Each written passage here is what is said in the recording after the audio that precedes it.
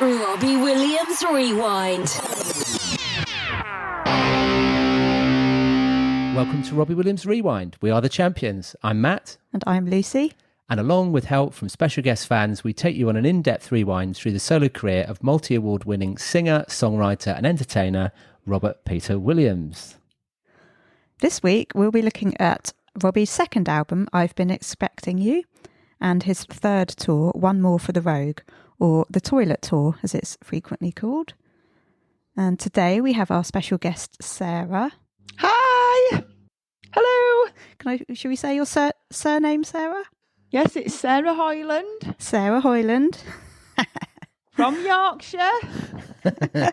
Hello, up in Yorkshire. Hello, Sarah. Hello. Thanks for coming on the show. Yeah, thanks for joining us. I've been excited about this for a while. Good. Oh, Looking good. forward to it. Going to be good. So I think I first met Sarah at FanFest in Stoke at some point. I don't know which year. And then we queued for a gig together, the Apple gig. Yeah. 2016, yes. I think. And then we've sort of known you since then, really. Yes, FanFest it was. I've been to a couple. It might have been the first one. Yeah, it's when we walked up to the Red Lion from the Premier Inn and in Stoke. in right. Stoke, yeah. Of course, in Stoke. Oh, they were quite rough, them pubs, weren't they? Over the road, they were boxing, weren't they? Over the road, Yeah. Joe Calzaghe were fighting. Oh, right. Yeah, it were well rough. Yeah. Well, we can look forward to visiting there in a few months' time. Yeah. For the homecoming gig. So we had to have Sarah on for this album Of course. because there's a certain song which we'll come to, which, well, I always think of Sarah when I hear this song. We've heard Sarah request this song maybe one or two times in chat, at gigs, probably just in the street, I'm assuming. But we'll hear more about that later on.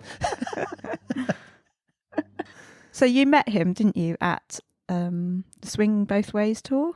Yes. And I think you've got one of the best meet and greet pictures I've ever seen as well, because you did ask permission, but you were grabbing his arse in the photo, aren't you? Oh, yeah. Yes. A lovely bum it is. In a dressing gown as well. I know. Couldn't believe it when he walked through the door with a dressing gown on. And I was like, oh my God. Did he have anything on under the dressing gown? He did tell me later on that he didn't have anything on, but whether he were just lying, I don't know. I couldn't feel an underpant line. Lucy's digging deep here. Yeah. Wants all the details. These are the burning questions we all want the answers to. Oh, it were good fun. It were a laugh. So what made you a Robbie fan? I've always been a fan since I was 10, and take that. Yeah. Always. But then when he went off on his own, by that point I'd met my first boyfriend. Yeah. So when Take That was splitting up, I kind of weren't as interested as I was the year before. Yeah. So it wasn't quite as bad for me when they broke up. I know a lot of people were really devastated and upset, but I wasn't that bothered. Yeah. But then when he started his own thing, I kind of just followed suit with what he was doing. Yeah. I never went to any gigs early on because I was still too busy partying myself and going out every weekend. Oh, okay. I could have gone to Nedworth and I could have got tickets, but I decided not to because I didn't want to miss anything that were going on at home. But I missed out there. Bad choice, bad decision. Yeah. You should have seen him gone earlier. Because your first concert was 2006, wasn't it, in Leeds? Roundy Park, yeah. Yeah, we went to right. that one. Yeah. We went to the Saturday night one that was filmed for telly. Because I think he did 2 nights. I went on the Friday. Right, okay. Yeah. Back in the day where you could just rock up at 12 o'clock and be at front Yeah. row. Yeah. Long gone them days, aren't they? Yeah. Oh, yeah. Yeah. I took Kev with me. He enjoyed it. Right. Yeah. It was good. But I like the backing groups. Awesome. That made us go see them a few times after Oh, Yeah. as well. Yeah. I really like them. And Basement Jacks as well, wasn't it? Yeah, yeah, they were good. Oh yeah, they really were got the good, crowd going, but didn't I prefer Dawson. Right. they? Yeah. So have you got a favourite concert that you've been to or a favourite tour? I'd have to say Under the Radar one, but we're not talking about that just yet. The Apple gig, I liked the Apple gig. In that lovely butterfly good. suit. Yes, that were really good. I think it's better just because it's in a smaller arena rather than a big stadium. I like the smaller ones much better. And it was exciting, wasn't it? Because it was the start of that album's promo, the Heavy Entertainment show. Yeah. Oh, in Barcelona, that was a good gig as well. The Heavy Entertainment show. Yeah. That let me entertain you, I mean. Yeah. I've never been abroad before to see a gig, and I just thought, let's just go with girls and we'll make a few days out of it. Had a good time. Barcelona's a lovely place to go as well. It's so nice. Yeah, that's why I wanted to go. You've got the beach, you've got the city, you've got everything there. Yeah. And Robbie, of course. Yeah, we all went on open top bus the day after looking around all sites, and it were nice because it's people you don't get to spend time with. Yeah. So it were nice to catch up with people. Yeah. And do you have a favourite album of Robbie's? Favourite album for me would be probably Take the Crown. Ah, okay. Mm-hmm. Yeah. Yes. It's got some good songs on it. Yeah. Really good songs. If you take Candy off and put a few others, replace that with something else, and you'd have a perfect album. I don't mind Candy. I just think it's a bit cheesy, a bit. Yeah. No, turn it over, fast forward it. We always get an honest answer from Sarah. Yes. This is what we like on Robbie Williams Rewind. Honest answers. So you have actually chatted to Robbie quite a lot on his app, on the chat. So you've probably already asked him one thing, because we quite often ask people if you could ask him one thing, what would it be? But I think you've probably asked him everything that you really want to. And more. Yeah. I've been quite lucky. Yeah. I've been really lucky over the last couple of years, and I've had 2 Instagram calls as well. Of course. So just one's enough what people want, but for him to do it again second time, it was just like, oh, okay. Yeah. Oh. But yeah, I just got in from gym and I was sweaty and disgusting. I can't believe he ran me. I looked dreadful. Yeah, but at least you hadn't just woken up like I had that one time. Yeah, the adrenaline was pumping. I do remember most calls you have with him, you threatened to kind of lump him one or something. Isn't that true? You normally got your fist up telling him what to do. You said you'd give him a knuckle sandwich. That's it. I asked him to sing one song and he says, yeah, I will do. But then he's like, nah, I can't sing that anymore. And then I'm like, I'm going to give you a knuckle sandwich. I can't believe I said it. It was just spur of moment. Yeah. I think he Always liked fun. It was just good fun and a good laugh. That's just what it's about, isn't it? Absolutely. So, should we move on to talking about the album? Yeah, I've been expecting you. Released on the 26th of October 1998, the album debuted at number 1 in the UK, selling 132,000 in its first week. His first album was also still in the charts at number 20 that week. It was number 1 for 3 non-consecutive weeks, was in the top 10 for 31 weeks, and the top 40 for 72 weeks. Wow. It went 10 times platinum in the UK and was the UK's 5th best-selling album of 98, selling 1,093,000 copies, Live Through a Lens being the 4th with 1.24 million copies. It has gone on to sell almost 2.6 million copies in the UK, making it the biggest selling album of that year now, and it's Rob's best-selling album in the UK. Ah, interesting, isn't it? Yeah. Quite an achievement for second album. Yeah. It is a good album. It's got some right tunes on. Oh, yeah. Globally as well, the album has sold 5 million copies, and 4 million of those being in Europe. It was number 1 in Ireland, 4 in New Zealand, 5 in Norway, 11 in Belgium, 16 in Germany, and 19 in Italy. It went platinum in Switzerland and Denmark, 2 times gold in France, gold in Germany, Norway, Sweden, and Australia. It's his 6th best-selling album now globally. So Rob said, the album's called I've Been Expecting You simply because it's tongue-in-cheek. I've got a bigger audience. I've got a wider audience, as I've said before. Blokes are buying my album. Grannies are buying my album. I've got kids that buy my album now that didn't know I was even in Take That. That's weird. If Life Through a Lens is a 4-year-old, then I've Been Expecting You is in short pants at least. What a comment. During recording, he said, "It's been nice being out of London and doing the vocals, but it ain't half boring. The only bit I enjoy is the half hour it takes to write them. I'd do anything to get out of singing." The album was once again produced by Steve Power and Guy. The artwork was designed to look like James Bond imagery by Tom Hinkston, who had worked with Chemical Brothers, Nick Cave and the Rolling Stones. Enemy gave it 8 out of 10, saying, "Boy, what a record. Williams' writing skills have improved enormously. His Oasis fixation still hovers over chugging guitar anthems such as Strong and Phoenix from the Flames. But the tone is more thoughtful and less triumphant these days. Sure, Robbie's still more Michael Barrymore than Michael Stipe, and he'll never be cool by that constipated, soul-crushingly snobbish James Lavelle definition." Whoever he is. Whatever that means. But he's a natural-born star, and he wants you to love him. I've Been Expecting You provides 12 good reasons why you should. Bit of a strange quote, but yeah. I guess 8 that's out of 10. Enemy. You know. They always have to put a dig in. It's always a backhanded compliment from Enemy, we've noticed in our research. Yeah. The Mail on Sunday's Night and Day gave it 4 stars, writing, "Adventurous, funny, and above all, whistleable," if that's a word. I've Been Expecting You is better than Life Through a Lens by a factor of 10. It includes a handful of the kind of guitar-based, Beatle-inflected pop songs Oasis have been known to attempt, only without their miserable whining.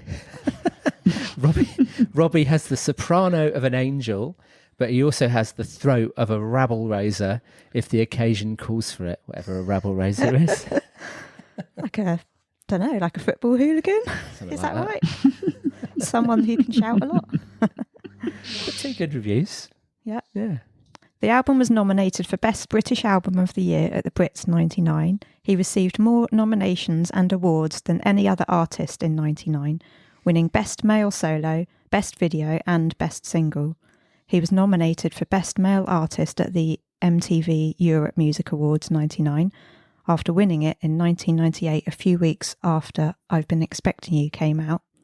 He won Best Male Solo at the Smash Hits Poll Winners Party, Top of the Pops Awards and Enemy Awards, Best Album, Live Act and Male Singer at the Sun Awards, Best Male Solo, as well as Fool of the Year at Melody Maker, and he won Sexiest Male on the Planet from Cosmopolitan. I think that's the most important one. That's the accolade he's probably most worried about, yeah, I'm sure. So have you got any first thoughts on the album, like artwork, or just how you felt about the album at the time? I liked it. It was really good. It was very handsome. Yeah. That little scar in the was it a scar or a shaved bit? It's or a did scar. It shave over a scar to enhance it. I know, it's full-on just a scar, isn't it? Yeah. I like that look. Yeah, it's where Howard pushed him into a fountain. Of course, when he was in Take That. Oh, that's right. Yeah. Yeah. It's just fun, isn't it, when you look through the artwork? Yeah. Throughout the whole CD booklet. I was looking at it last night, actually. It was, some good fun shots in there. Yeah. So, should we talk about Strong, which is the first song? Yeah. Written by Rob and Guy, it was the 3rd single to be released off the album on the 15th of March 1999. It reached number 4 in the UK, being certified silver with 200,000 copies sold. It was also number 8 in Hungary and Belgium, and number 9 in New Zealand. It was written in a hotel in Cologne. Apparently Rob woke Guy at 4 a.m. saying he wanted to write a song now. Guy was in bed with his wife, Emma, apparently. Sure, he was happy about that. And Rob was drunk on red wine. Right. So they wrote it in about an hour. And then Guy went back to bed and wondered what had happened when he woke up again later. Inspired by some of his most hardcore fans, who he confessed scared the living daylights out of me, I just wanted them to understand I'm not being rude, but I'm feeling a bit scared of everything. I developed these very obsessive fans. I actually was freaked out by these people. They literally did scare me. I would call these people obsessed people with problems of their own. I was doing my best to avoid them, and I'd walk in and go up to my room, and I'm talking 100 to 200 in the lobby. It would scare the living daylights out of me. I just wanted to sit down and let them know I wasn't being big-headed. I was actually feeling a bit scared of everything, and please try and understand I'm not being rude, but you freak me out. Well, I can understand the feeling. I can understand why that might have been a bit scary, yeah. Definitely. You'd be freaked out with that, wouldn't you? Yeah. Everywhere you went. Yeah. Yeah. Everyone's staring at you. On the final Nebworth night, the crowd sang Strong to set the world record for the most karaoke participants. And he held that record until 2009, until that pesky Garth Brooks broke it at the NASCAR 500 race. Yeah. So he had the record. He had the when was? He only had it for 6 years. I had it for 6 years. That's not bad. Yeah. At the One Love Manchester benefit concert in aid of the Manchester Arena bombing victims, and as a display of the city's unity against terrorism, he changed the lyrics to Manchester, we're strong, and we're still singing our songs. Strong won an Ivor Novello in 2000 for Best Song Musically and Lyrically. He also won Songwriter of the Year. So what are your thoughts on Strong? I like it. Do you like it? I do like it, yeah. Sarah? I like it. It's one of his earlier songs, I think, that made him who he is. It's Strong. People know Strong. Yeah. Yes. It's always a crowd pleaser at a gig. You get everybody singing back to it, regardless of how many times he's sung it. Yeah. It's not a song you ever get bored of. No. Like some of us that he does all the time. Without naming names. That's true, actually. I think I've said that about a few of his other songs, but that one in particular, you can't get bored of it. And when you're in a stadium and everybody is singing it, it's just electric, isn't it? It's just something really, special about Goosebumps all the way with that song. Yeah. It's got some great lyrics in it. I like, my breath smells of 1,000 fags, and when I'm drunk, I dance like me dad. I've started to dress a bit like him. I don't think he dresses a bit like him now, though. No. But it's true for most men as they get older, isn't it? They all sort of morph into the dads. Yeah. It's just getting old, isn't it? And Robbie always says that he likes this line. And early morning when I wake up, I look like Kiss, but without the makeup. And that's a good line to take it to the bridge. Why do you like that line? It's just a good line, isn't it? It's quite literal, isn't it? The way he says, that's a good line to take it to the bridge. Yeah. But it fits. Yeah. And take a pill to numb the pain. How he always changes that when singing it live. To take a piss to numb the pain. Oh, yeah. Yeah, it does. And actually, it's kind of weird because it's like a jaunty kind of pop song. It's all sort of lively and happy. But actually, the lyrics are really painful and sad, aren't they? They are. Yeah. Yeah. Yeah. So it's sort of, it's weird. You know, he's all getting the crowd to sing along and everything, but actually it's... Yeah, and it's about, there's a lot of pain in the song, definitely. Is this real because I feel fake? Oprah Winfrey, Ricky Lake. Teach me things I don't need to know. And I was thinking, were Oprah and Ricky put in there because Lake rhymes with fake, or was he actually just watching a lot of daytime TV, learning stuff he didn't want to know? I mean, I often ask myself these questions, Sarah. Never really get any answers, but The questions that need asking, though, aren't they sometimes? Yeah. And I also love the line, life's too short to be afraid, step inside the sun. I just like that line because life is too short. Yeah, you have to make the most just of it, get on with it and have a laugh. Yes, definitely.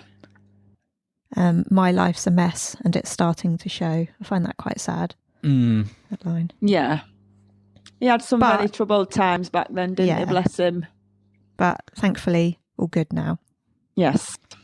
And he doesn't have 200 fans outside his hotel anymore, I don't think. So that's good as well. Well, it depends where he goes. Oh, true. There's still plenty of them nutters out there. Yeah. I think I always remember this song as well because when we saw him in Southampton on the Heavy Entertainment Show, he was getting everybody to sing along, and I think the karaoke words were on the screen. Yeah. And everyone was singing. And then he sort of spotted Lucy and I in the crowd and just sort of went, "Champion!" And of course, to everybody else, they would have just thought he was saying, "Oh, that's good," or, you know, something good is happening. Of course, he was shouting "champion" at us. So I just seem to remember that song now because of that, which was quite nice. At the Manchester gig as well, he was singing strong, and he started walking down walkway, and he saw me, and he stopped singing, because it was a high note, and he just looked at me and went, "I'm not doing that high note." And then he went, "Hi, Sarah." And I'm like, "Oh, hi." Did he say hi, Sarah, into the microphone as well? Yes, Or was it I think off he the did, mic? yes. Ah, cool. Oh, no, sorry, that was at the Apple gig. He did it into Yeah, I the thought that was in the microphone, and I'm Apple. like, Right. Yeah. yeah, Yeah. I remember hearing that. yeah. The video was directed by Simon Hilton. Simon, who grew up in Bournemouth, like Lucy, has directed stuff for the Beatles, Kylie, Supergrass, and William Orbit. And he goes on to direct a few videos for Robbie, including It's Only Us and Dance with the Devil. He has also directed a lot of video footage used on the screens behind Robbie on tour. It showed the difference between what it's like living his life daily. He transforms into the performer, but in the background, there's all this stuff going on. One shot when he was having a hard time, and another black and white when he was out of it. And Rob actually wanted those included. Yeah. When you watch the video, you can see those bits where he's a bit screwed up. And it is quite sad to see. And he also had a very messy hotel room, I noticed. It was extremely messy. I love all the old clips on the video. Like just it's really fun just watching loads of different stuff. Yeah. It's quite authentic, isn't it? And raw. Yeah. And the "My Life's a Mess" bit, when he says that line in the song, is when they show the clips where he's looking sad and, well, a bit drugged up in one of them. Yeah. I really like the kind of raw footage style of the video, you know, because it's all different clips and things. Yeah. And especially like the Glastonbury Festival clips, because I was there. Not that I can remember a great deal about it, but I know I was in that audience. I was there. Were you a bit intoxicated? Possibly. And it was also a long time ago. Yeah. But I was there. Do you like the video, Sarah? Yeah, it's a good video. Like you say, I like looking back at all older stuff like that. Yeah. Although some of it's not nice to see, but it's part of the song, isn't it? So Yeah. Sounds as though at the time he actually like it. said he wanted those clips included when he was a bit out of it. So I guess he wanted that to be part of the story. Yeah. At the People time. understand Yeah. the song Yeah. a bit better. I also like seeing the bits where he's with, I think it must be Freddie, his nephew, and he's like sort of tickling his tummy or something, you know, when he's in his little chair. He must be about 6 months old or something. Looks really cute. Is there some puppies in that video? Am I thinking at the same one? Yeah, I think there might be. Is he under a hedge or a bush? Oh yeah, that's right. Yeah, that Towards is in the it. end. Yeah. Is that? Yeah, there is. Yeah. There's like some puppies and he's sort of looking at them under the hedge. Yeah. Yes. Towards the end, I think he wanders. He's in the middle of a field of crops or something. And Yeah. There's Yes. It looked like that might have been in Jamaica or somewhere There's where a they litter were of puppies. recording the album. Yeah. It's really cute. Oh, you've got a good memory for that. Yeah. And also on that video, it shows some clips from the One More for the Rogue tour, Oh right. which there aren't actually very many around. So nice to see those bits because there's no kind of TV version of that tour. So it's quite nice to look at that and see those clips. Yeah. So shall we talk about No Regrets? Should we move on? Yeah. Yeah. So the No Regrets was the second single to be released on the 30th of November 98, and it was actually a double A-side with Ant Music. It hit number 4 in the UK, selling 200,000 copies to be certified silver. It was number 4 in Iceland, 5 in Belgium, 6 in Hungary, 7 in Greece, and 15 in Ireland. Robbie said, "I've always been scared of rejection, phoning people up to ask if they'll work with me, and they say no. But I've sold loads of records now, and I thought I can ask them now. So I phoned up Neil Tennant and Neil Hannon. I was just checking to see if someone would work with me. They said yeah. And to have 2 personal heroes work on a track with me was very good for my ego," of course. So when he performed it on Progress live, the tour, the rest of Take That sung the backing vocals, and he changed the last line to, "I guess the love we once had is officially alive," instead of dead. That was nice. Yeah, it was nice, wasn't it, seeing them singing it with him? Yeah, really nice. Completed their story, really. Yeah. So, of course, No Regrets is about his time and departure from Take That. He said, "No Regrets is a song that whenever I felt as though I don't understand what's gone on in my past, I stick that on and can listen to it, and it puts everything into place for me. It's a catharsis." Neil Tennant did the answer lines, and he pointed out a few bits in the song that he liked. You know the line, "I didn't lose my mind, it was mine to give away." And he said he liked that. And for him to say that he liked one of my lyrics was amazing. Well, that is one of my all-time favourite Robbie lyrics. Yeah. Amazing. It's a song about feeling the sadness in a certain situation, which was Take That. And I believe the overall song encapsulates the sadness. It's not a bitter having a go at them, like I have been. It's a, I'm sorry for us all in the situation. We were a phenomenon. We were the biggest thing since sliced bread, and then it all got taken away from us. It's the same case with school friends as well. You're so close and you think that's all it's going to be all your life. And then as soon as you leave, you disband like that. I think it's a song about school and Take That. On the UK tour in '99, No Regrets culminated in a shot of a tombstone reading R.I.P. Take That 1990 to 1995. I do remember that. That's one thing I remember from that tour.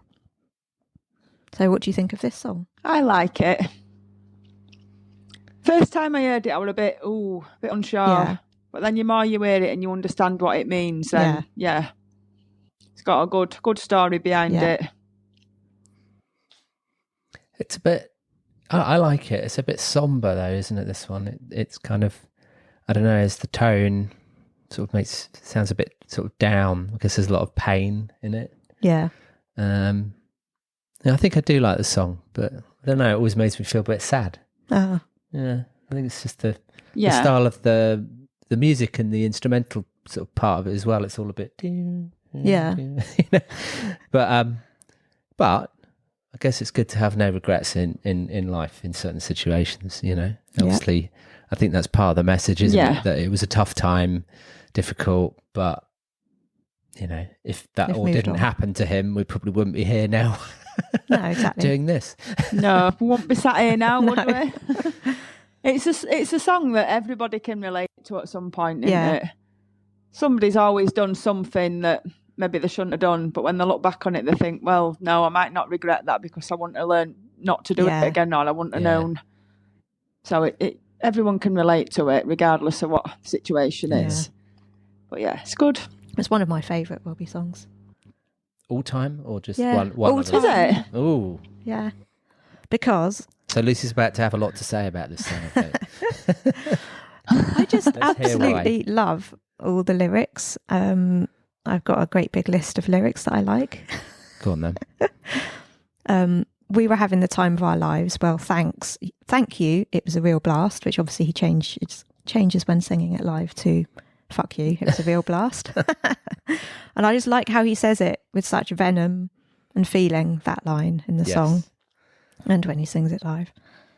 There's a lot of emotion in that. Yeah. Yeah, when he says fuck you. Tell me a story where we all change and we'd live our lives together and not estranged. That's just sad to think, what could have been if they'd stayed friends afterwards. Obviously, it's all worked out fine now, but at the time, it wasn't necessary for him to have all that sadness, really, if they'd all spoken to each other. Couldn't stay to watch me cry. You didn't have the time, so I softly skip away. That's sad as well. You know, it's like Gary and Nigel, I guess, didn't listen to how he was feeling and validate it. I don't want to hate, but that's all you've left me with, a bitter aftertaste and a fantasy of how we all could live. Another good line. Yeah. And then this one, you're far too short to carry weight, which is what Neil Tennant sings in the background. But it's obviously not about Robbie because he's not short. He's over 6 foot tall. So I do wonder who he's talking about with that line. Is it Gary or is it Nigel Martin Smith? Gary's not that short though, is he? Is he? Yeah, he's like 5'9" or Robbie. something. Yeah, 5'8" maybe. Have you asked Google how tall Nigel is? No, I might do that. Would it even know? Probably not. They'd be like, oh, Yeah, Nigel. exactly. Who's Nigel? I just find that quite a interesting line. And then suppose it's just a point of view, but they tell me I'm doing fine. They. Yeah. Who's they? Like, I don't know. The crowd, the management. I'm not sure. The management. But when he's singing it live, he always says, "And I'm doing great." Yeah. Even when probably he's not really. When he says that sometimes. Yeah. And then I love the outro when he's saying, everything I wanted to be every time I walked away, every time you told me to leave, I just wanted to stay. Every time you looked at me and every time you smiled, I felt so vacant, as he always says. You treat me like a child. Yeah. Etc. I just love the way he says it, the way he sings it.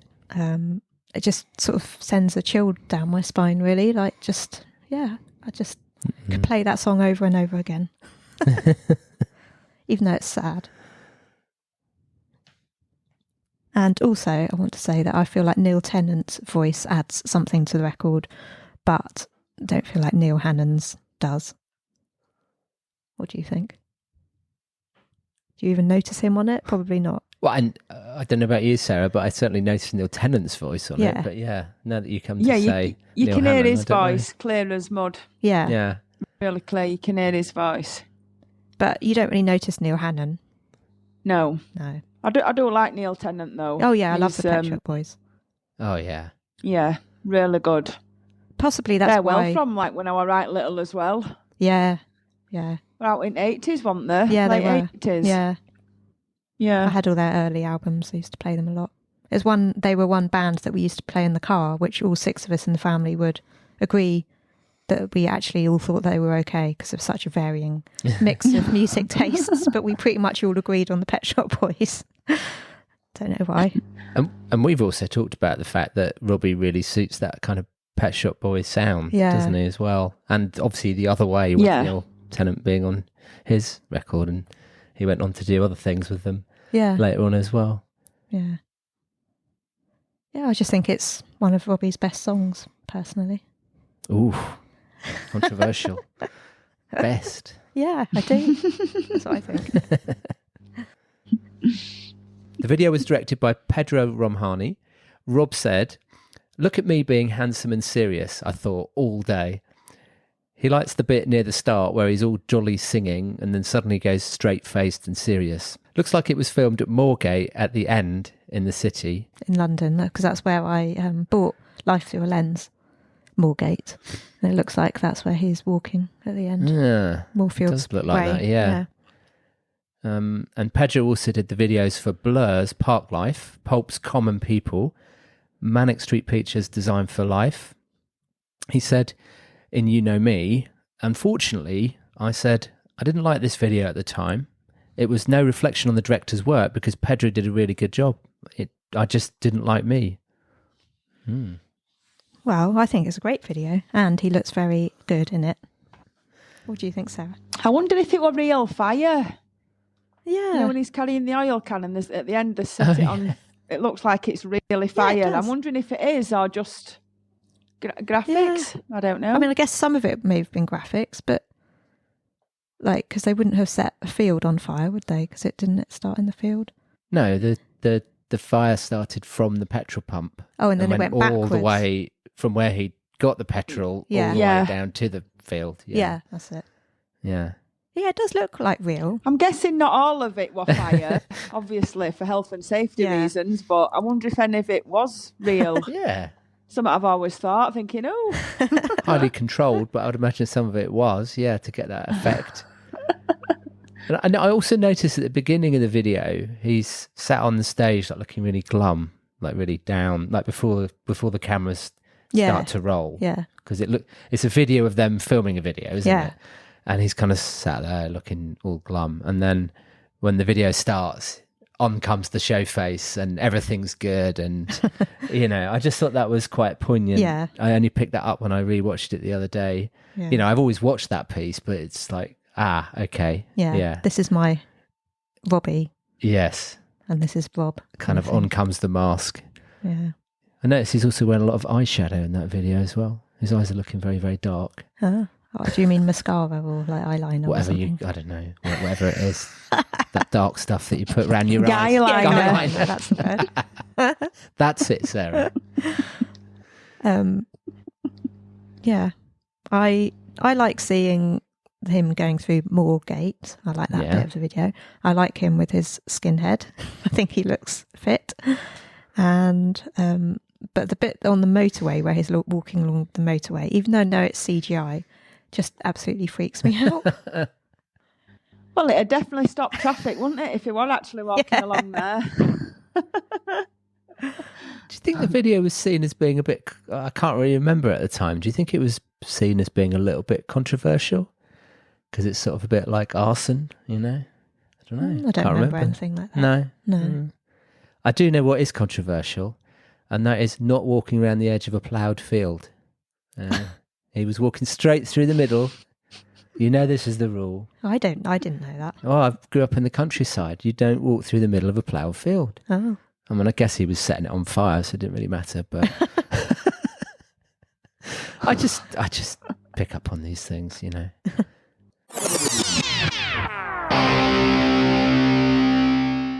Hi, I'm Robbie Williams, and you're listening to Robbie Williams Rewind with the Champions. Shall we move on to Millennium? So Millennium was the first single to be released from the album on the 7th of September 98, and it was Robbie's first solo number one in the UK. It was number one for just 1 week, but was certified gold with 400,000 sales. It now has 541,000 combined sales, digital and physical, as of March 2019. It was the 29th best-selling song in the UK in 1998. It was number 2 in Spain, 3 in New Zealand, 4 in Hungary, 7 in Italy, 9 in Canada, and even, wait for it, 72 in the USA. Yay! Yay!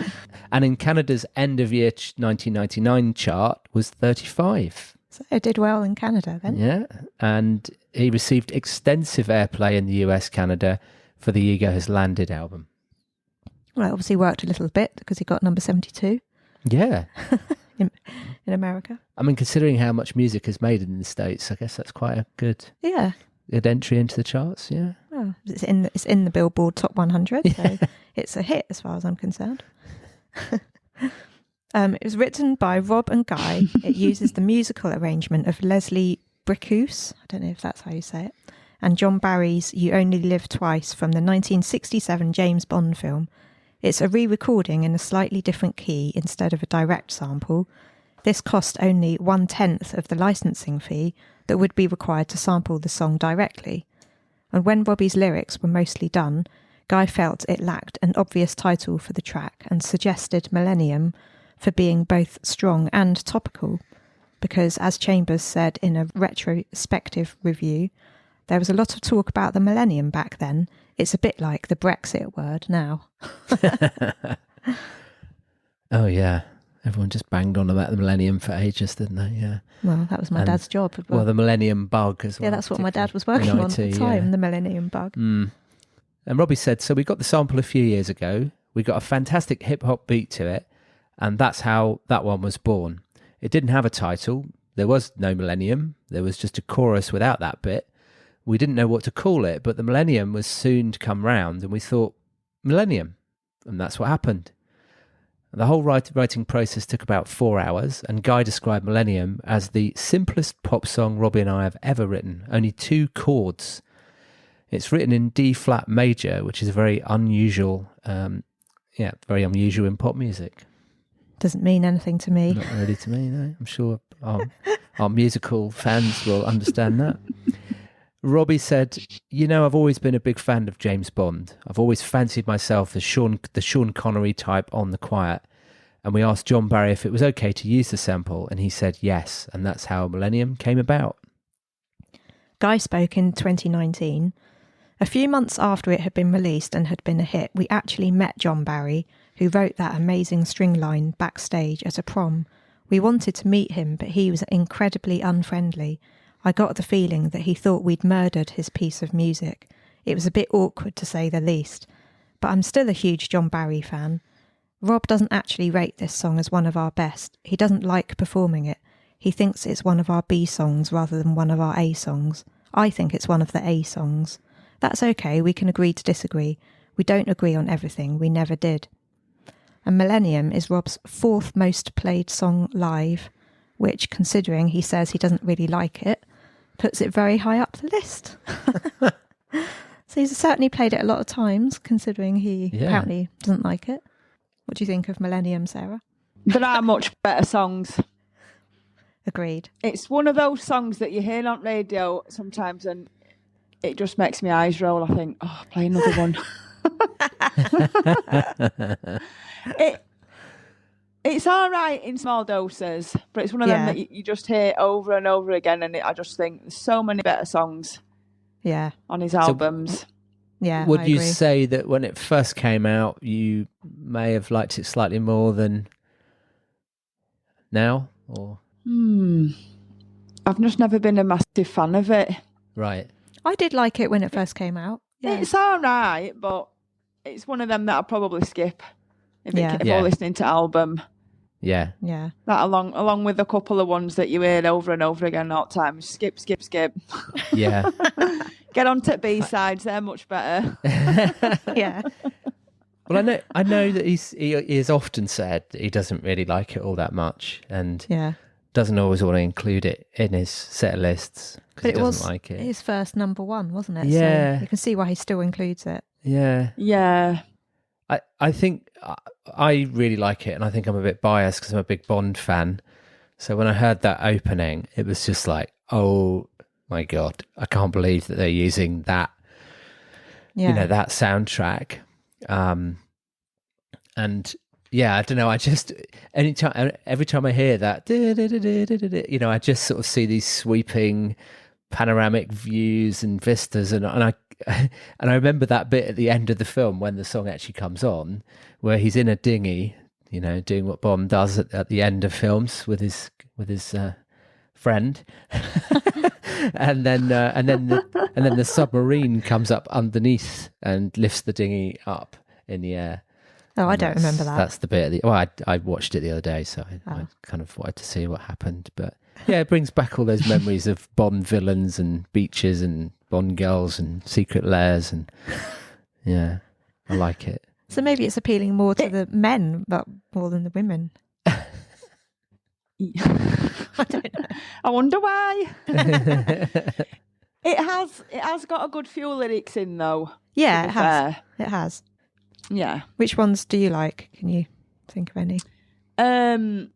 Overdose at Christmas, Give It Up for Lent. That's just nailed on what everyone does, isn't it? Yeah. Just pigs at Christmas, and then they've got to try and lose weight at Lent and get ready for the holidays. Yeah. It's just a vicious circle for everybody, isn't it? Every year. Yeah. Yeah, I agree. I like that. But one. it's true, isn't it? So I feel like there's sort of religious terms in this song. I don't know why, but they talk about stars, fate, praying, live life then die, like it says fall down, falling from grace. It mentions Christmas, Lent, faith. We all enjoy the madness because we know we're going to fade away. It's like, I don't know, there's a higher power somewhere in this song, in the lyrics. It's all sort of spiritual. Yeah, definitely. Yeah. I like when he says, get up and see the sarcasm in my eyes as well. I like that bit in the video. Yeah. Oh, also, the bit where he says, "Come and have a go if you think you're hard enough." I feel like that doesn't really fit in the song. That's like a football chant, isn't it? And in the bridge, they kind of, it's a bit random. Yeah. Very random. Yes. I suppose it's a bit of a random song if you think about it. They've kind of thrown the word millennium in. Yeah, well, I think, when I was describing that earlier on, there wasn't actually originally Millennium in the song. No. So, it's hard to imagine what it was like without that part in it, but yeah. So the video parodied, I've already mentioned the video, of course, but the video parodied James Bond with references to Thunderball and From Russia with Love. And it was filmed at Pinewood Studios, home to most Bond films, and directed by Vaughan Arnell, caricaturing Sean Connery's face expressions, of course. Robbie said, "I'm in a position where I can live out my fantasies and people can laugh with me and at me while I'm doing it. The same as Let Me Entertain You. It was a bit of fantasy to put loads of makeup on and behave like a rock star." Rob said in the You Know Me book, "I felt terribly self-conscious about my first bit of acting that wasn't sung to camera. Looking back, I think it was the start of things to come. The not take yourself seriously train was leaving the station and I jumped on it." Did he ever? Yeah, because, this was the first single after Life Through a Lens, and a lot of the videos for that were kind of a bit more indie, a bit more cool. Yes. And then suddenly this one, well, I suppose Let Me Entertain You wasn't really, but that was like a rock star vibe. And then suddenly this video was quite cheesy, wasn't it, really? Yeah, it was. Yeah. Yeah, I think they were testing it was. something here. Apparently, Robbie told some of the models that they weren't fawning over him enough. He told them he was paying them and it was his video and they had to fawn a lot more, whether they fancied him or not.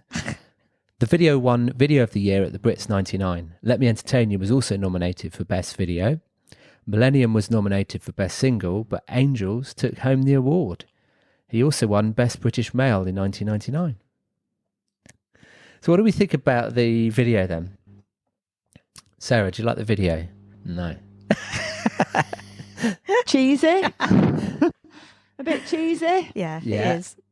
A lot cheesy. Well, a lot cheesy. But it was supposed to be, wasn't it? It was pastiche. Yeah.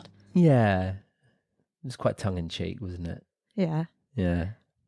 Yeah. I do like the bit where he's on the speedboat and the footage of the sea behind them sort of flickers and shows that it's not real.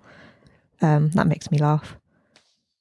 Yes. Well, actually now, Sarah saying cheesy and you saying that, if you look back, or even at the current Bond films, but the older Bond films back in the day, like in this was in 1967, were really cheesy. Yeah. I mean, Sean Connery just gave some of the most cheesy performances ever, but somehow it was really good acting at the same time, and they did do things against dodgy, like the car shots would quite often be done against dodgy screens and, the technology wasn't quite the same back then. No. And then when he opens his packed lunch. Yes. That's quite funny. It looks like it's going to be a serious box. He's got his with little attaché case, a weapon in it or something. And it's got his packed lunch in it. all in separate little foam compartments. Yeah. And then I love the bit where he walks out to the Aston Martin at the end. And so obviously we all know that Robbie can't actually drive. So I was thinking, what's going to happen here? And instead of actually getting into the Aston Martin, from behind, this orange Robin Reliant pulls out, and he's not even driving. Somebody else is obviously driving. So I quite like that bit. It's quite funny. It definitely shaped the way of a lot of his videos to come. Probably. Yeah, it was fun. And I've also got to read this out because I was talking to Lucy this morning and I was saying I was looking back at some of the clips of the video because I listened to Nancy Sinatra's You Only Live Twice. You Only Live Twice at the end. And then I saw this other clip come up where Sean Connery is lying in bed and it looks as though he's been murdered. There's blood next to him. And the police officers come in and they find him and they say, "We're too late." And then the other one says, "Well, at least he died on the job." And the other one said, yeah, he'd have wanted it this way. And that's an example of the kind of lines that were in Was that the in James early Bond? Bonds. Yeah, that was in But the Bond. But Sean Connery didn't die in it. No, because it was set up. Oh, it was set up to make it look as though he did. Oh, I see. Right. But I just love the line, at least he died on the job. Anyway, that's nothing to do with Robbie, really, but I just want to say it. Okay, right. Sarah, would you like to introduce the next song? Do you know what it is? Oh, well, let me guess. My favourite song, Phoenix from the Flames. Yes. Yeah. Well, I've got two favourites on this album, but this is my overall favourite. Okay. My second favourite's coming up next. Oh, right. Well, Phoenix from the Flames was written by Robbie and Guy. Rob said, it was a song that I wrote for my sister. Silence shields the pain, so you say nothing. Feel they've rigged the game and you're done with loving. Only you can see the darkness and the northern lights. But then, when the chorus kicks in, that's your big positive. Phoenix from the flames, you'll rise together. They will know our names. Can you feel it? That's me singing to my sister. I won't always feel this way, just like a phoenix from the flames. That was the only bit of information I managed to find out about this song. So, Sarah, maybe you would like to tell us about Phoenix from the Flames and why you love it so much. It's just such a tune. He needs to sing it more. Well, he needs to sing it full stop. Well, he did not sing more. it. If you'd gone to see him on the early tours, you would have seen him sing it. Yeah, I know, but he hasn't for years and years, has he? No. Although I was lucky to get a chorus at the Under the Radar gig. Yeah, he spotted when he you. just suddenly remembered that I'd asked him to sing it. Yeah. That was a nice moment. Yes, that was absolutely. good. That was really a good moment. But he started singing and Guy started playing and Guy's not looking at him and Robbie's like, no. Don't play it. Like he didn't want to sing it. Stop playing it. Guy totally didn't sing it. So we had to carry on singing. I'm just like, yes. Yeah, I liked that as well. It was funny. Oh, it was so funny, but so good. Yeah. Yeah. I just love it. It's just a really, really nice, good song. What do you like? The melody? Maybe if one... The lyrics? What do you like? I just like everything everything about it. all of it, yeah. This one should have been a single. Right. Yeah, I think you're right there. In my eyes. Such a powerful It should have been song. a single. Yeah, it is really good. And really good when he sings it I know live. he always... Yeah, he always says now we can't sing the high notes. But we just sing that for him anyway, don't we? So it doesn't... Exactly. Just shove the microphone towards the crowd and we'll do that bit. Yeah. I think it's got really beautiful strings on it. Mm-hmm. And his voice sounds really good. Yeah. And it's just a really moving, uplifting song. Yes. Yeah, I think it's one of those songs that gives you a bit of a buzz, doesn't it? It's something you can sort of... Yes. It energises you a little bit. There's something sort of spine-tingling about it. I don't know. It's so... I guess the lyrics and the instrumental and everything, it's so powerful and so strong. Yeah. Yeah. The arrangement of the song. Yeah. Goosebumps. Yeah. Can you feel it? Can you feel it? I mean, that that you can. Yeah. It's a shame that he hasn't sung it for a long time. But then there's a lot of songs that he could. Well, he reckons he can't get the high notes, doesn't he? But yeah. I'm sure you could rearrange it slightly, Sing it slightly lower. I don't know. I'm sure he can practice in all his spare time instead. Maybe not draw for a day and practice Phoenix from Flames. That's right. I think I should suggest that. Yeah, why don't you? Yeah. Put your pens away for a day and get your microphone out and practice. So that you can sing this song. So, Rob, you're listening to this. Sarah's got a good idea for you there. Get practicing for Stoke. And Dinosh and Sarah Jane can always sing the high bits. Yeah. There's arrangements that can be come to here. Yeah. Yes, definitely. There you go. We've sorted it all out for him. Come on, Rob. There must be a reason why you don't want to sing it. I'd love to know what it is. But I mean, the fact that he did sing a little bit at the Under the Radar gig for you, It shows that he does still like it. I don't think he would have done that if he didn't like it a little bit. Yeah, I'd like to think so. And it was special. It was lovely. Yeah.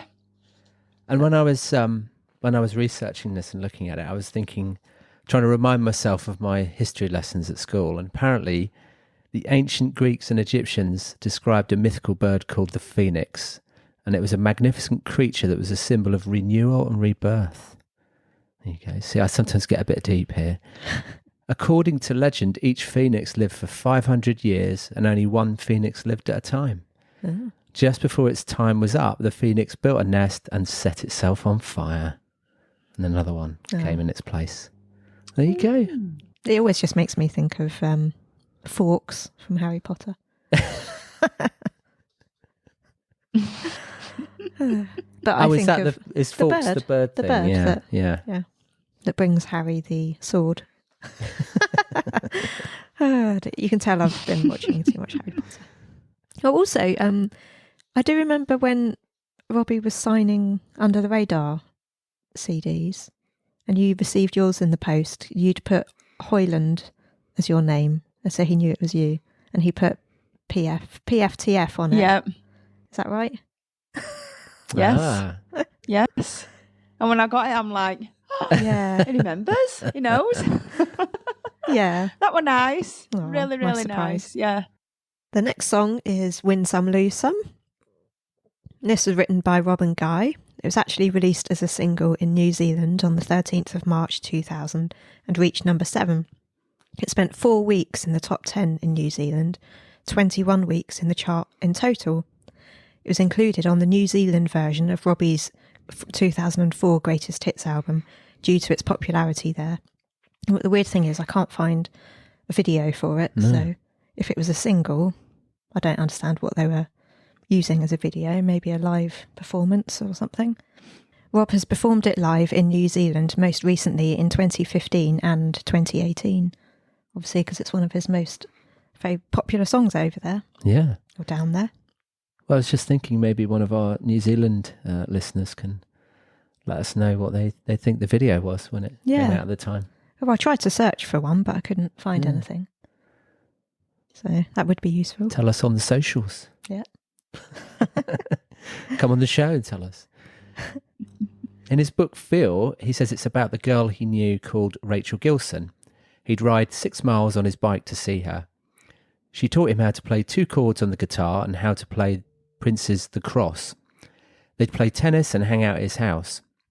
She had a short black haircut like Rob's in 2002. Though he'd lost his virginity the previous year, they never had sex. Important to know, of course. Well, that was show. mentioned in the book, so I felt it was relevant to keep that in. He included that. He joined Take That, and then she started modelling in Manchester, and they drifted apart. Robbie said, "I'm still very fond of Rachel. I think there's still like a we can possibly get it on kind of thing. She loves me. She's just the sweetest, unassuming, nice-natured, good-hearted, prettiest thing in Stoke-on-Trent with a boyfriend. She doesn't love him as much as me." That's what he said in 2002, 2003 when they were doing the book Feel. So I'm sure he doesn't feel like that now that he's with Ida. So it features Nicole Appleton at the start, and I'm sure he said years ago that it was a key ring. It was a sort of the rage back then to have these little key rings that you could record a sound on. Yeah. And it was Nicole saying, "I love you, baby." Which drives me and Matt both mad every time we hear it. I cannot bear that bit. I just... Every time Phoenix from the Flames finishes, and I was listening to it this morning before we recorded this, I don't know. It grates on me. I feel anxiety that voice is going to come. Sorry, Nicole Appleton. You're a lovely lady, but the voice doesn't work on the song anymore. Maybe it did at the time. I think it should be edited out. I love you, baby. Sorry, I should stop getting on about that. Maybe you should use your voice. Mine? No. Yeah, it's a funny one, isn't it? I wonder why a guy like agreed to have that on there. It's kind of weird, isn't it? What do you think, Sarah? I know you like this song, but do you like that bit? I love this song. But do you like that particular bit? I don't mind it. Don't you? It fits with the song, doesn't it? So it's just part of the song, isn't it? Yeah. But this is another one. I'll never understand why this song was never released as a single if it were released in New Zealand. I know, isn't it weird? It did really well. It's a very, very, very good song and should have been released. Yeah. Especially if it's released in other parts of the world. Yeah. Doesn't make sense. It'd have done well. Yeah. Very strange. I like the song once it gets past Nicole's Appleton's bit. Yeah. And then it's again, isn't it, towards the end? Yeah, at the end as well. Anyway, I've all stop on about that. Talking of Nicole, she said in an interview that she and Robbie had written a song together and that they'd recorded it, but that it would appear on the next All Saints album. This is back then. Right. But then they split up, so I presume that's why it never surfaced. And also she broke up from All Saints, didn't she, eventually? Yeah. But it'd be interesting to hear that. It must be on Robbie's computer somewhere. Oh, I'm sure. Yeah. Yeah. We'll have to ask him. Yeah, that's something I'd like to know. So what do you like about this song, Sarah? I just like everything about it. It's just a good. It's an upbeat song. Yeah. I just like it. Yeah. It's one that when it comes on, I just sing word for word all the way through. It's one of them that you can just sing your lungs out when you're driving. Yeah. Yes. So you obviously know all the words, whereas I think Lucy, you were about to start saying about Well, lyrics. I was just going to say. Have you got any misheard lyrics, or have you got any favourite lyrics? No, I haven't got any misheard lyrics on this I one. have. Oh, have you? What's your misheard lyric? Yeah, so one misheard lyric that I had was Blue Suburban Sun, which actually Makes I no thought was sense. Cruel Suburban Sun. But then Lucy tells me it's not Cruel Suburban Sun, it's actually Cool Suburban Sun. I don't know where you came up with blue from. I don't How don't know. How can you get that I mixed know. up? I don't know. It's clear as crystal. Okay, Sarah, you're right. It may be. But yeah.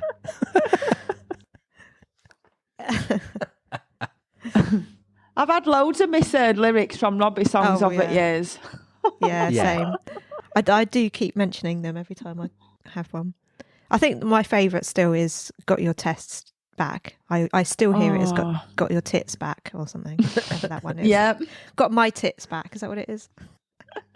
And then whenever I hear him sing that song, I just imagine him prancing around like Mick Jagger going, I've got my tits back, then trying to grab his boobs.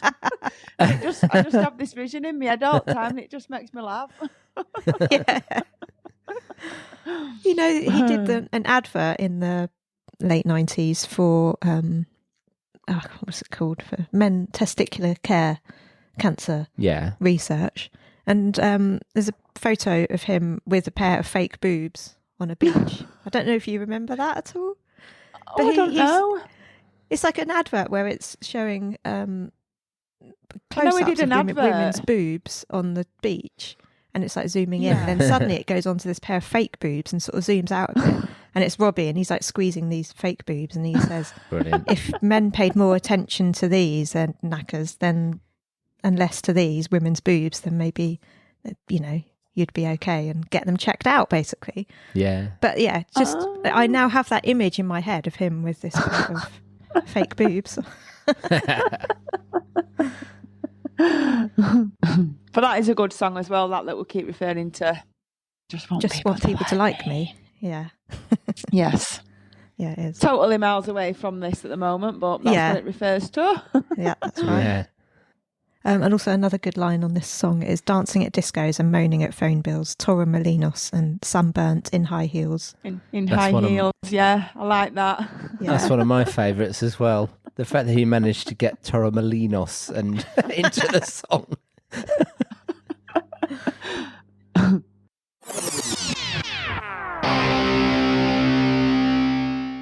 Hi, Hi, I'm Robbie Williams, and you're listening to Robbie Williams Rewind with the Champions. So let's move on to Grace.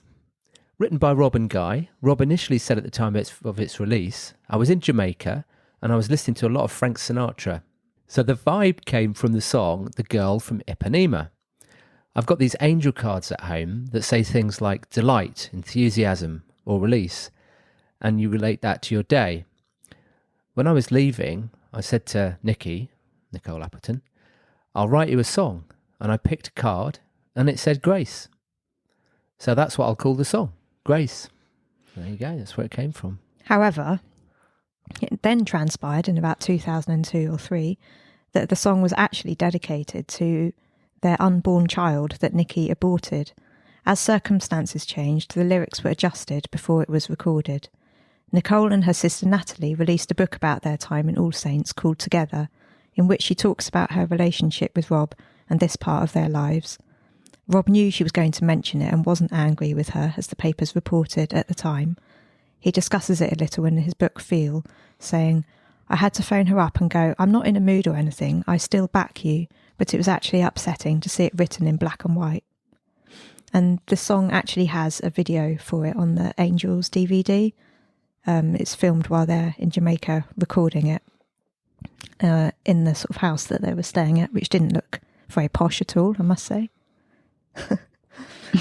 Quite basic, yeah. So yeah, basically it was not what he initially said the song was about, because he couldn't really say what the song was about at first, so he made up another story. Yeah. So it's quite sad when you listen to it, knowing that, isn't it? It is. Yeah. Sad, but also very touching and respectful at the same time.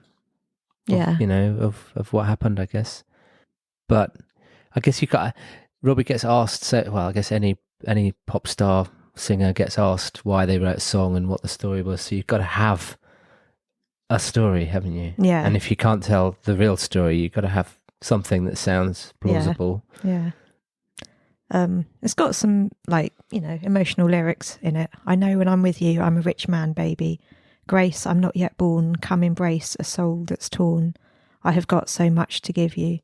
I know I've sold my soul. I'm going to earn it back now. Because I read Nicole and Natalie's book recently, and in it, Nicole did say that Robbie had said to her at the time that this baby was going to save him because he was in such a bad state at the time. So I guess for her to then abort it must have been quite horrible for them. But anyway, it wasn't her kind of decision. It was put on her by her management, just to add that in. Yeah. I like it. It's a nice song. It's not one of my sort of fave go-tos, I don't think. No. But I do like the flow of the song. It's a nice song. What do you think about it, Sarah? It is a lovely song. It's one of them that you can just... It's not a flicker on there. I'd leave it on and listen to it. Yeah. Because it is a nice song, but when you know meaning behind it, it can be a bit tragic. Yeah. But Yeah. it's still a nice song. And I did notice that the bar bar bar bits, can't remember how it goes bars. now, in the background in the song sound like a 60s song. And then I actually thought, hang on a minute, they sound like Love Boat by Kylie on her Light Years album. On her song it goes ba ba ba ba ba ba ba ba ba. And obviously Robbie and Guy wrote that song for Kylie, so it's almost like they've stolen the bit and put it in both songs. If you listen to those, it's about 2 minutes into Grace is the same as the start of Love Boat, if you compare the two, if anyone is interested in that. Wow, this is in-depth analysis by Lucy again here.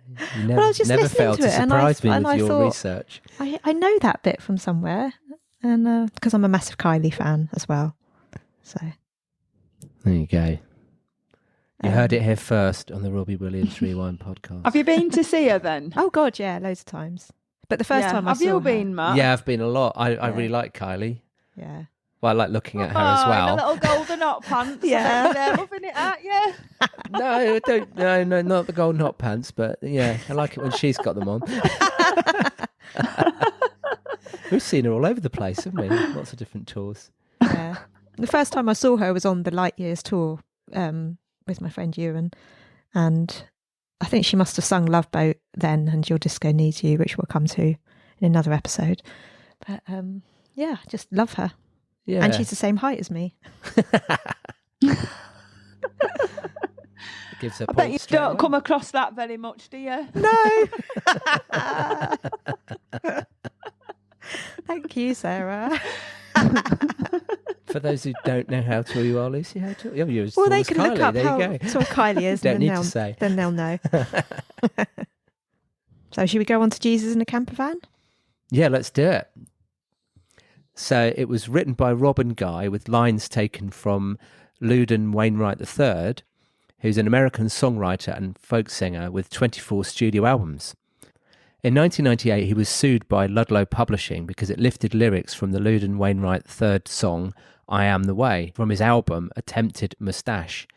The lyric was, "Every son of God has a little hard luck sometime, especially when he goes around saying he's the way." Robbie's lyric was, "Even the son of God gets it hard sometimes, especially when he goes around saying I am the way." Robbie said his roommate at rehab had said the line and that he only found out after he'd recorded it. Rob's agent called Wainwright to notify him, who said yes, it was okay to use it, but Wainwright ended up having little say in the matter. I Am the Way was a parody of the Woody Guthrie song New York Town. Ludlow Publishing owned the line's copyright. In 2002, Ludlow won the lawsuit, receiving 25% of the income, so the album was reissued with It's Only Us instead of Jesus in a Camper Van. When streaming, you can't get this song on the album. Another reason to buy CDs, apparently, according to Lucy, Yeah. even though I'm fully digital. No, CDs all the way. The song takes a wry look at evangelists. And actually, when I'm streaming it, I think on Spotify or Apple Music or something, it will say Jesus in a Camper Van, but actually plays the song It's Only Us. Yeah. So there you go. Don't know why that is. Mm. Yeah. Yeah. So at the Under the Radar gig, Robbie said the song had cost him £2.5 million. The judge said that the copyright infringement was not cynical or flagrant and was committed in the expectation that an agreement would be reached. Additional damages were not justified. Mr. Justice Pumphrey said the song had no particular staying power and did not seem to have lodged in the public imagination. It had made only about £190,000. So the 25% award plus interest would be swallowed by legal costs. They are estimated at a 5-figure sum for both sides. So I think the 2.5 million figure might be a bit of an exaggeration on Robbie's part. Possibly.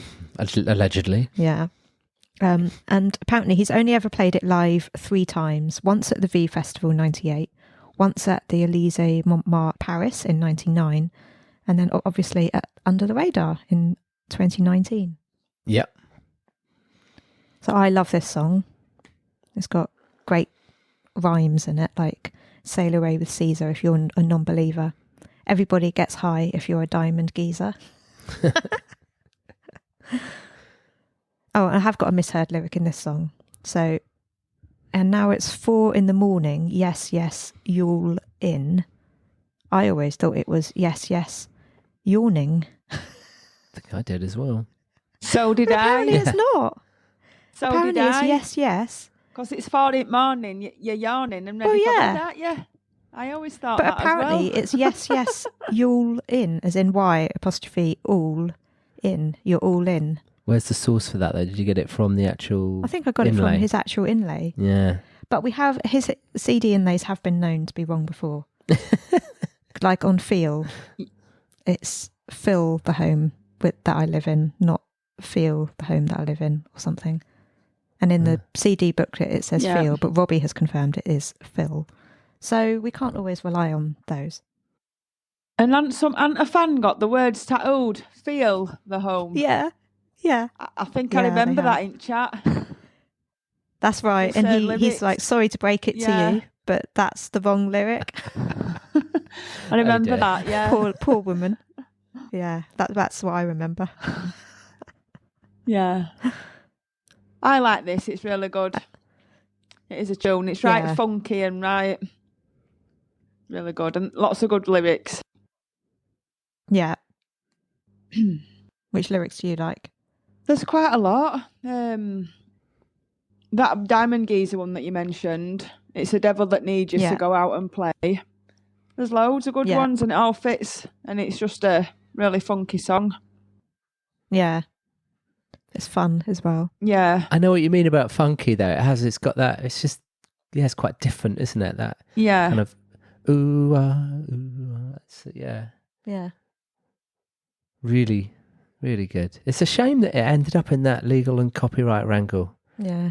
Really because is. it means it doesn't get played much. It doesn't get the airtime that it deserves anymore.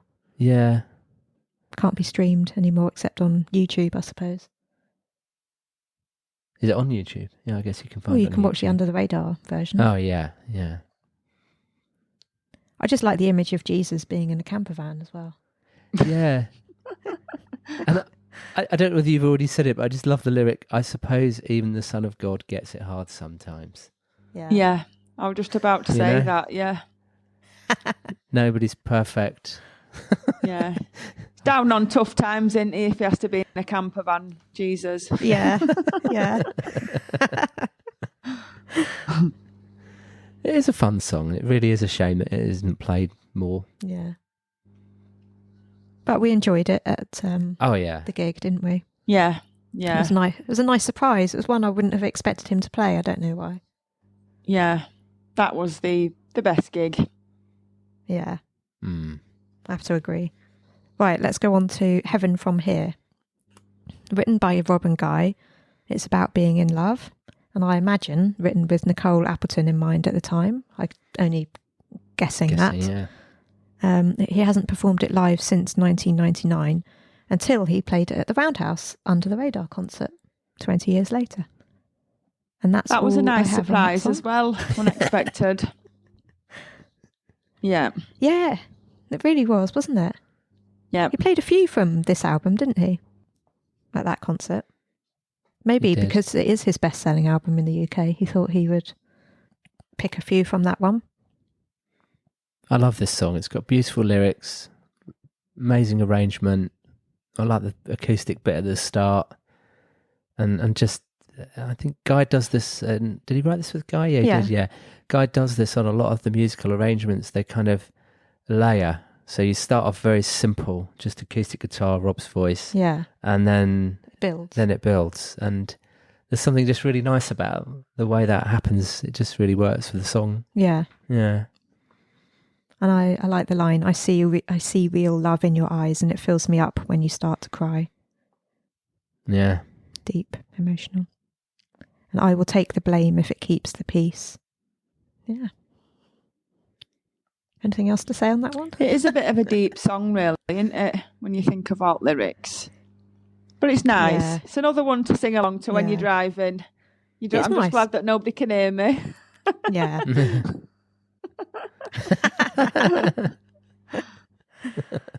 Yeah, it's definitely a treat, wasn't it, when he sung it at the gig? It was. Yeah, just a beautiful song, really. Not much more to say because it's just a sort of good song. So shall we move on to, Lucy, Karma Killer? Yes, please. Lucy's looking very excited at this point, but we'll find out why in a minute. So Karma Killer, the Irish Times asked about the song Karma Killer, in which Williams laments the fact that Martin Smith is not yet dead. And he told the interviewer, "That bastard ruined me emotionally. He knows there are young people that will do anything to become famous. It was easy to manipulate me when I was 16. Talking about the song before the album was released, Rob said, "Karma Killer. When I play that live, goose pimples. I dread to think it's going to go off." Rob played it on his tours from late 1998 to 2001, and then he played it again at the ballroom shows in 2012. And the song mentions Bacardi and Coke, and apparently Bacardi and Coke was known as Nigel's favourite drink. There you go. And who else's favourite drink did that used to be? Well, I did used to like a little bit of Bacardi and Coke when I was younger. And I think, my parents were also fond of a drop or two of it. And so, yeah, it was sort of my drink of choice. But I don't know. I think as I've got older, it's become a bit too sweet and too sickly having Bacardi and Coke. So, yeah. Anyway, this song is like in my, I don't know, maybe, it's very hard to put a number on it. Top 5 to 10. Oh, not quite in the 3. It's in the 5 somewhere. I haven't really ever worked it out, but I absolutely love this song. I do. Oh, do you? I've seen him sing it live at the do you know when he did those 2 gigs in the round at the O2? Oh, yeah. They were promoting Take the Crown, I think. Yeah, that's right, at the O2. Was it Take the Crown when he did it in the round? Yeah, he sang it then. He did sing it then, didn't he? I went to. Yeah. Yes. It was so good because it was the first time I'd ever seen him sing it as well.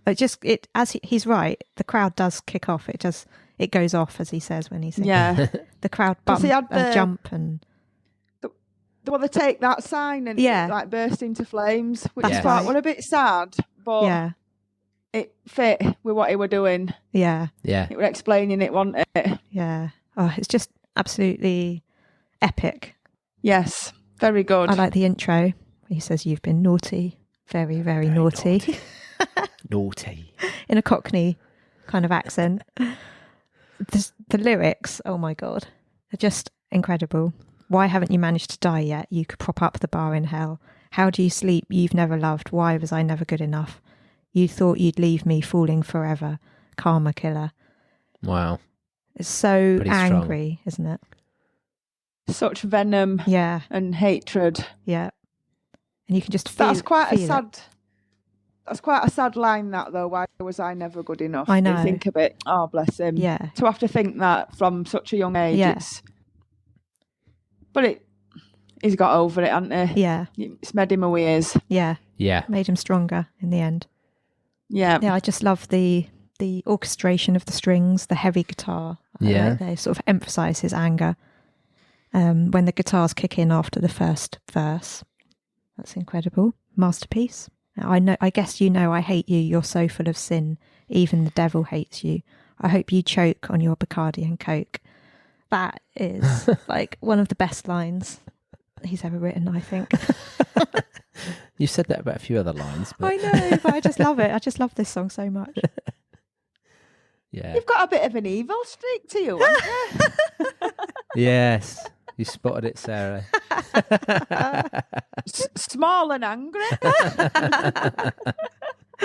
It's true, because on I've Live Through a Lens, my favourite is Ego a Go-Go, and that's angry as well. I don't know why, I just seem to like his angry songs. That's true. That's true, you do. And the bridge, look what you didn't take from me. I like the way he sings that bit. I think, I noted that as well. You can really feel it when he says that. Yeah. It's like you just feel it go right through you when he says, look what you didn't take from me. There's so much passion and feeling. And yeah.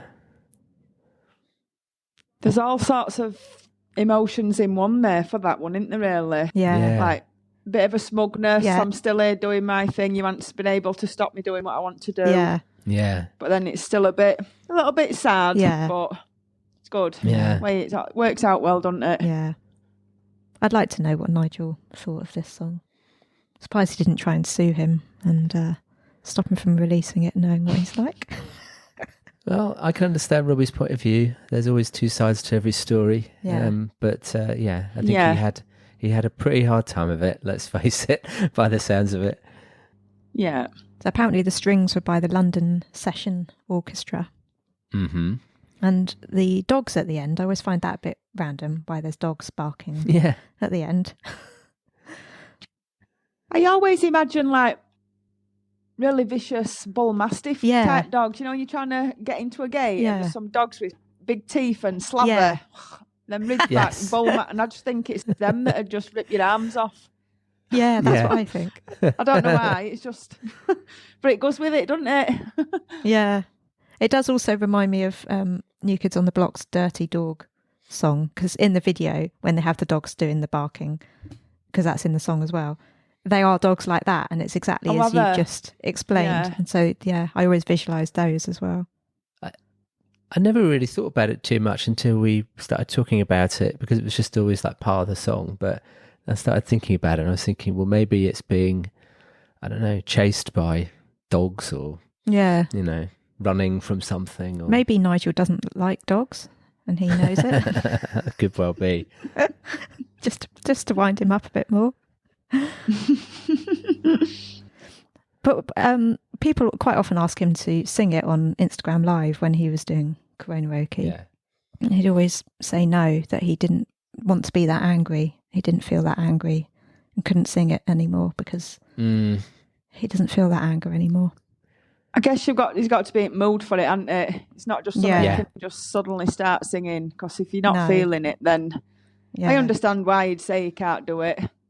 Yeah. It's one of them that you've got to feel it, haven't you, to do it? Yeah, exactly. I wonder, question to both of you really, I wonder if Rob's outspokenness and,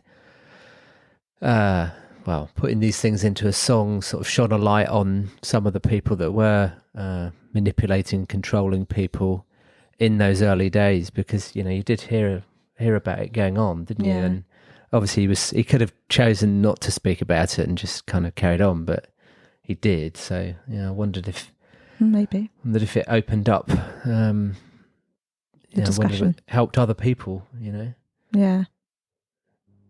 May have done. I'm guessing it will have done, because he won't have been the first person to ever experience that. No. Over years, you hear lots of stories coming out of things that were happening to people, don't you? So, from such a young age, it probably will have helped people, I'm guessing. Yeah.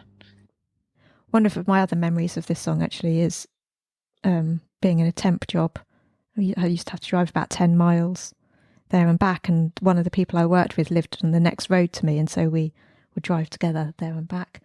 And he had this album, and he would always play this song top volume.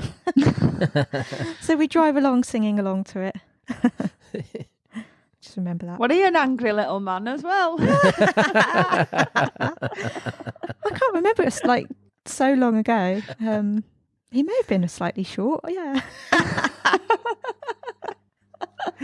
Oh dear. Moving on. Yeah, let's move on.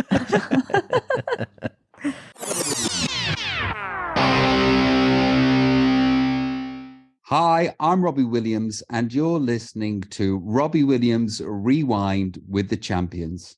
So the next one is She's the One, written by Carl Wallinger, frontman and songwriter from the band World Party.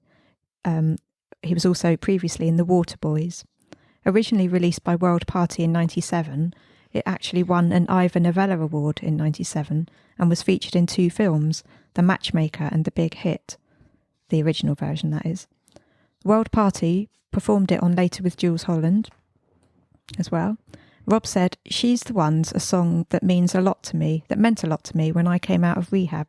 It was off an album called Egyptology by Carl Wallinger, and one of my favourite songs off there was a ballad called She's the One.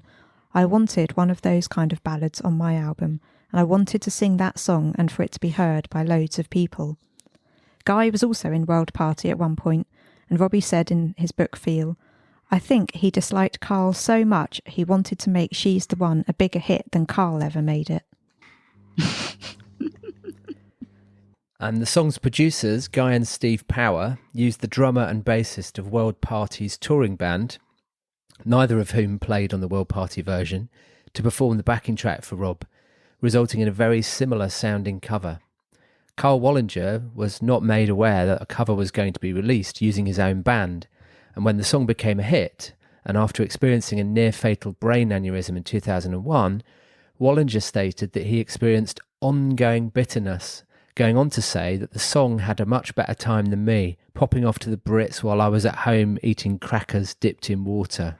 When introducing the song in live performances, Robbie sometimes says that it's one of the best songs he's ever written, despite not actually having written it, bless him, like he did at the O2 in November 2012.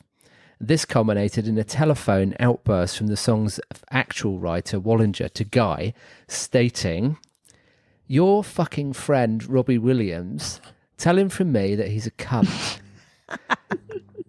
Notice Lucy got me to read this bit. Yeah. When rehearsing for his 2003 tour, Rob introduced the song to an imaginary crowd saying, Robbie Williams records it and makes it hugely popular. Carl Wallinger, is he happy? Is he fuck? The ungrateful bastard. That'll go on the greatest hits and everything and earn that bastard more money. Cunt. Hopefully we're Good not quotes. We're good not quotes. we're not stirring the pot again too much. Well, we're telling the story. These are recorded facts and quotes. So She's the One was Rob's second #1 single in the UK, released on 8th of November 1999, the fourth off I've Been Expecting You.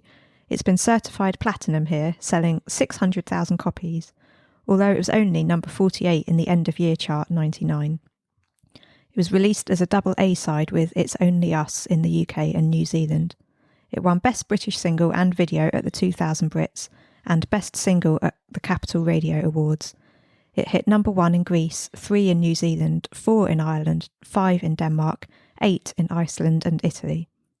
Ollie Murs covered it on his first live show on his series of The X Factor in 2009, and One Direction performed it with Robbie on their final in 2010. It was also performed by Nicholas MacDonald in 2013 and Jake Crickenden in 2014. So it's a big X Factor song. Yeah. So when planning his set list for Nebworth in 2003, asked if he was going to play She's the One, he said, no, fuck off, as he had disliked singing it since Carl slagged off his cover. I should put She's the One in. It was fucking huge for me, wasn't it? Chris Heath, the author, said he had a novel way he could make it more bearable. He said, I should sing it with feeling. Okay. So I'm not that big a fan of this song, I have to say. Skip What do you it. think? Yes. Skip it. Agreed. Yes. Whenever I hear it, my eyes just go, oh, again.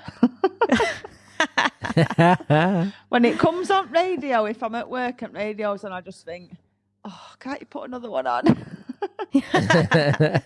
I always feel like that when he plays it in concert. I'm like, oh, God, this one again. There's better songs he can choose. Yeah, there is. Ones that he's written, and then he wouldn't have to pay Carl any money. Yeah. Well, I quite like the song. Okay. I don't like the controversy that sits behind it, and I don't like the fact that he, even if jokingly claims that he wrote it, because he's just stirring it. But, you know, we all know he's doing that, and it is a bit naughty. But I think he sings it incredibly well. I think the vocal is amazing. Yeah, it is. And the simple layering of the music and the harmonies and everything. But, I can understand why you two are skippers. Like it sounds pretty and it has a nice meaning, but I don't know, I'm just sort of bored of it. Yeah. And I don't know what the video with that. I don't get the video with ice skating round and round. I don't get it. Unless I'm missing something. Let's talk about the video. She's the One video was directed by Dom and Nick, Nicholas Goffey and Dominic Hawley, who met at 16 and started making films together, going on to shoot videos for Oasis, Bowie, Supergrass, Chemical Brothers and more. They also make adverts for top brands. It features commentary by the actual commentator Barry Davies. Robbie and his partner scored 6.1, but the maximum was 6. My idea was that I was going to be a whippet trainer, and my whippet was going to be called She's the One. I decided to do the ice skating instead. He also said, it's kind of weird video for that kind of song, a comedy video to a serious ballad, but it worked. Okay, it didn't. Well, he thought it worked. It Begs to didn't. differ, Sarah. It did win awards though for best video, so people did like it. Lucy, tell us more about the video, because Sarah obviously wants to know more, I can tell. Filmed at Ali Pali, it seems that there were 2 pairs of stunt doubles in the video. The main girl you see close-ups of is Holly Hambrook, a junior ice dancer. She said Robbie did a lot of his own skating. He had a very good balance and poise. I think that's because he did rollerblading. It was really hard to do the flying round her bit. She had to hold him tight and turn on the circle. And Rob's stunt double for some of the trickier bits was Clive Shorten, who won the British national title in 98 to 99. But another pair of professional skaters were also used as stunt doubles, married couple Pamela O'Connor and Jonathan O'Doherty. Pam was British champion in 2003. Pam said, "Robbie was lovely, funny and charming. He was quite good on the ice and we managed to give him a few pointers. But Jonathan doubled for him, so he didn't have to learn too much. We filmed for 3 days, and although it was hard work, Robbie was so nice we both thoroughly enjoyed doing it." And Dominic pointed out that they had to get a bigger star to go around his crotch on the outfit.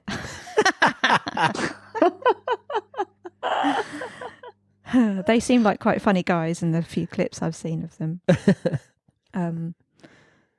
Yeah, I mean, I'd quite like the video in that it's sort of funny, but it doesn't really match the song. No, it doesn't match the song at all. No. That's true. Yeah, it doesn't. It doesn't. I guess it stands up in its own right. There is a story there. Like when I first watched it, I was like, "What is going on? Why? Why?" The ice skating bit appeals as well because Lucy and I, in our day, well, I think we still can. We love ice skating, so you know, not we don't quite look like Torval and Dean going around. Not figure skating. We don't do figure skating. We just just go round and round. Go round and round. Yeah. Without falling. I like watching ice skating. I just it just don't go. But yeah. Have you heard Carl's original version? World Party's original? Yeah, I think so. Didn't like it. A while ago. I thought his voice just sounded kind of, I don't know, raspy, and I just prefer Robbie's version. It's cleaner and more beautiful, I think. But I probably shouldn't slag off Carl's version. He'll probably get angry with me. I think it's different. You weren't slagging it off. I think it's just different, isn't it? Yeah. Yeah. He sounds like a scary man. Don't come after me. Or me. Or Sarah. Okay, let's go on to Man Machine. Yeah. Written by Rob and Guy, it's about being confident in himself, I think, saying he can achieve anything. Featured on the Lock, Stock and Two Smoking Barrels soundtrack. Talking before the album's release, he said, "There's another song that you've not heard that's going on the album. It's called Man Machine, and that's another one that's just, whoa, ooh, there'll be fights." That's what he said. I think he meant in concert when he plays it. So, yeah, do you want to say something about this, Matt? I've got all sorts to say about this, Lucy. Okay. I mean, what is a man machine? For a start. Sarah, do you know? No? You don't know what a man machine is? Why would you drink gasoline? And just to show off in front of your mates down pub? Maybe. And why would this make you a Queen's dream? Is what I want to know. Whatever floats your boat, innit? I have actually got a misheard lyric in this song. Oh, yeah. Let's hear your misheard lyric. So how are you going to keep it clean in a dirty Mac is apparently the correct lyric. But I always thought it was a dirty mag. Yeah. What do you think? Well, it could be. It fits either, doesn't it? Yeah, it does. Yeah, both work. Yeah.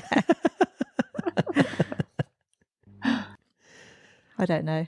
I'll stick with mag in my head. I love it. I mean, obviously, a lot of his songs have got weird lyrics, but I do love the weird lyrics in this one. Yeah. It works, and it's purely speculation on my part here.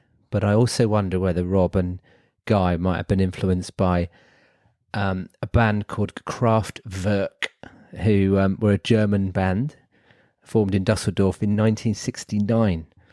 And they were widely considered as the pioneers of innovators of electronic music.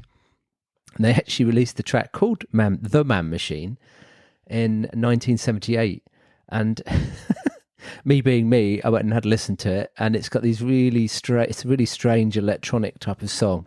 And it's got some very simple lyrics. And the first verse is, "Man machine, pseudo-human being. Man machine, superhuman being." And then the chorus is the man, I won't read it all out, but machine, machine, machine, machine. It just keeps saying machine about probably 20 times. So yeah, if you like Man Machine, go and listen to Kraftwerk. I'm sure that they didn't borrow anything from Kraftwerk. I think it might have been inspired by, possibly, or it may have nothing to do with it. Yeah. There you go. I like the dog has ate my homework today. It's not done. It ain't done. It ain't done. And I try to make conversation, but I'm too far gone. Well, he will be if he's drinking gasoline, yeah. won't he? Yeah, exactly. I like It's kind of this weird, song. isn't it? It makes me laugh. Yeah. It is. It Quite is a good loud song. It's and- fun. Yeah, I like Yeah. it. It's kind of rough and ready. Brash and in your face, isn't it? Yeah, yeah. And when he says, help, I don't know why that always makes me smile. Yeah, it's not one I would skip anyway. I do like listening to this one. It's got a good energy. Yeah, definitely. And I like, he's saying he's a teen dream. He's also a queen's dream as well, Yeah. which is true, isn't it? Well, it was back then. I don't know whether the... Definitely what a teen Okay. dream when I was 14 and 15. Exactly. Yeah. I remember I had posters on my bedroom wall. And I mean, on my wall, there were... You could only see the light switch. Everywhere else in my bedroom were covered. Ceilings, walls, wardrobes, drawers. Even inside my doors, my wardrobes were just Robbie and take that. There were only one other person that ever graced my bedroom walls, and that was Gary Speed, bless him. He was only poster that ever made it apart from Take That and Robbie. Ah. Oh, and I had lots of people before Take That and Robbie. But once it hit Take That, it was only Take That and then Robbie. Back in the good So, old days. The kids these days, they don't have posters on their walls, do they, like that? Because they don't go and buy magazines and stuff. No. And I all don't these think I'd YouTube let me stars. out and have them on her wall. I Without know. decorating we do. I'd be like, no, you'll ruin your wallpaper. Well, I was only allowed to put them on one particular wall. And so I did that. But then on the rest of the walls, I would hang them off the dado rail. Is that what it's called? Where the picture rail. And then like literally hang them off each other going all the way down. So actually they weren't fixed Very to the good. wallpaper. They were just flapping about. Mine was covered every centimetre. Yeah. Bedding, curtains, lampshades, everything. Oh, did From you? Oh, I fan didn't club have all as that. well. Oh. Yeah. Yeah, all No, I had to have merchandise from Laura fan Ashley. club, official fan club. But then when I moved out, I got rid of it all. I could kick myself. Oh. I didn't have anywhere to put it. So I just had to, I just left it out for bin men to take. I was gutted after. Oh my God. Oh, that's sad. I know. But yeah. Oh, I'm jealous that you had all that. I had to have pink Laura Ashley bedspreads. Yeah. Should we move on? Yeah, let's move on. So should we talk about These Dreams? Yeah. So it was written by Rob and Guy, and he's never played it live. And that's some extent of our research on that song. Can't find out very much about that. So what do you think of this song, Sarah? I like it. Yeah.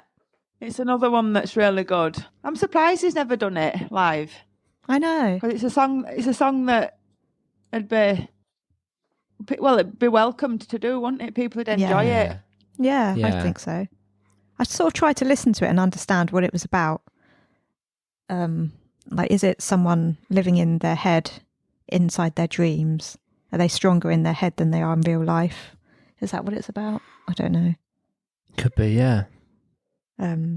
How can you fight when she's not the one under his arm? He makes you all laugh, so she's the one doing harm.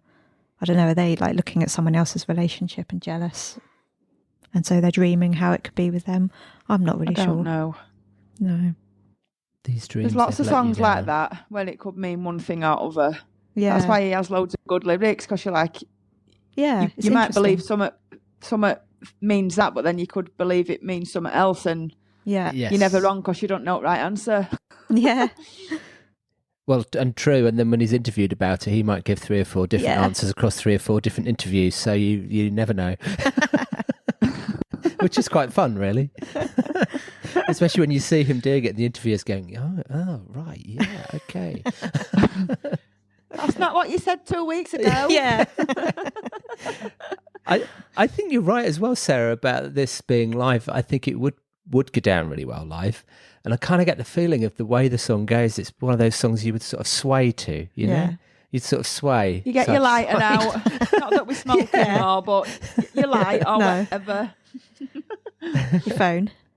Yeah. And it's just got a really nice sort of immersive feeling at the end, you know? When it does the You've Got Tomorrow, there's like all that sort of special spatial effects and sounds and stuff. And like the wavy sort of keeps music. Going, yeah. Like dreamlike music. Kind of thing. Like a dreamscape, yeah. Yeah. Yeah, it's got beautiful melodies, hasn't it? Especially the chorus. Take it, don't break it, just turn it around. Yeah. It's a very pretty song, I think. Should we move on to Stand Your Ground? Written by Robbie and Guy, it's a hidden track. The Sound of the Sea starts at around about 11 minutes, 30 seconds from the beginning of these dreams, so about 6.5 minutes of silence after these dreams. He included it on his One More for the Rogue tour in 98-99, which was surprising considering it was a hidden track. Yeah, it's weird, isn't it? I don't remember him singing it. I did go on that tour, but I don't remember it because it was so long ago. Not really sure what this song's about. Is it realising his own confidence? Stand your ground, you're big enough. You've had enough, lost and found. You feel your soul's been borrowed. Is it that he's not able to be Rob? He's having to be Robbie. I know your prayers seem hollow, but when it's hard, they follow.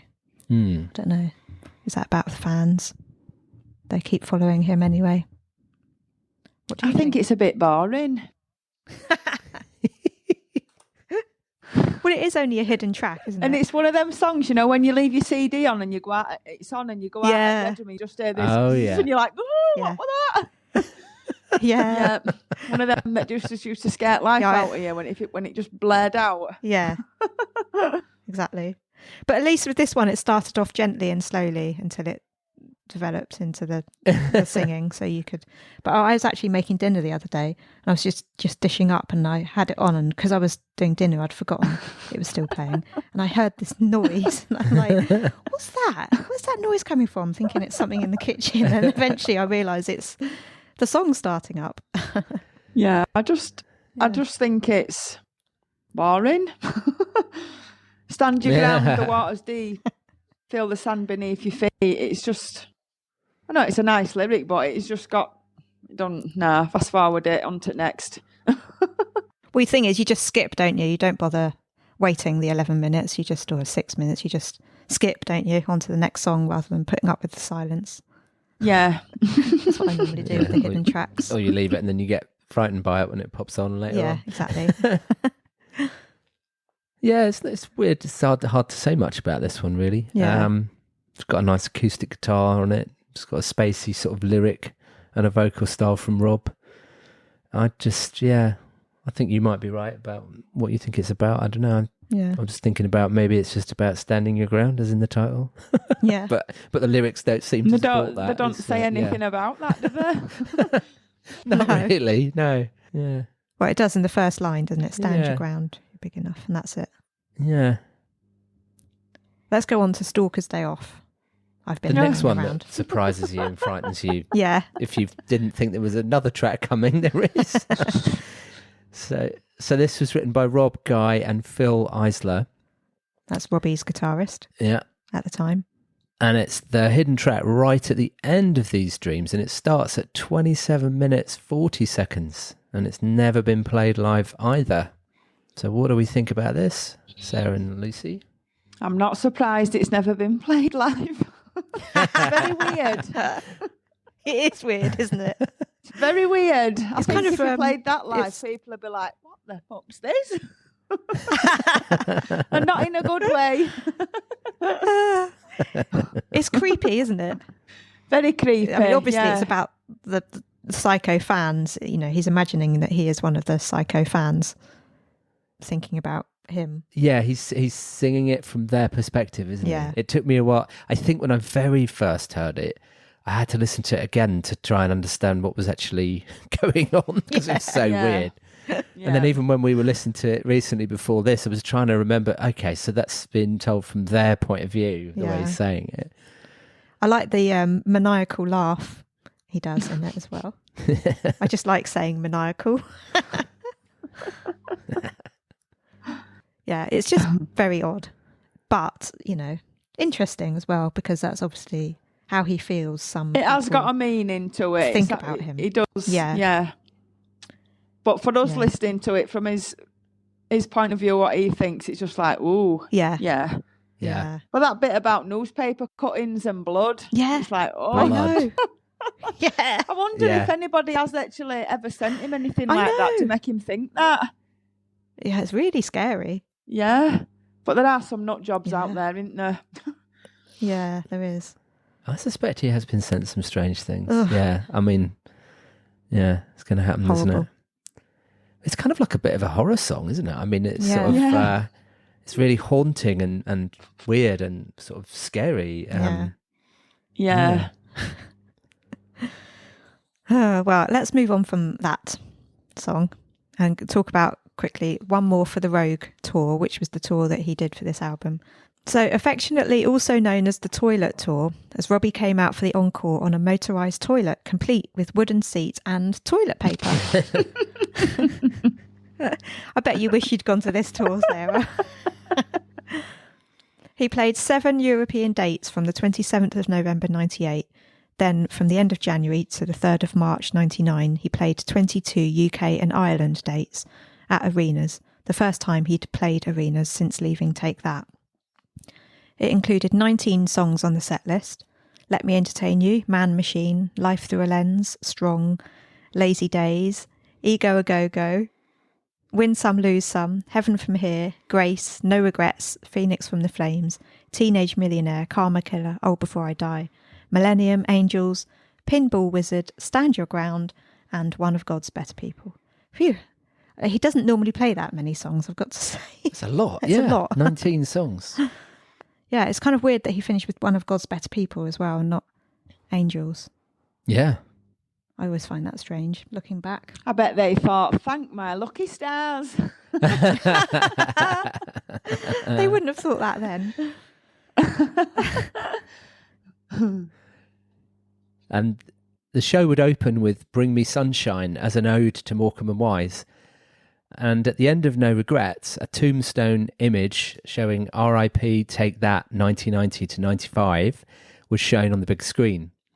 Life Through a Lens was illustrated by slides of tabloid headlines from his pre-rehab days, but ended up with the triumphant motto, Robbie has the last laugh, as he jumped onto the speaker with a ludicrous superhero leap. The Supernaturals and Divine Comedy supported, and Neil Hannon would come on to sing No Regrets with Robbie.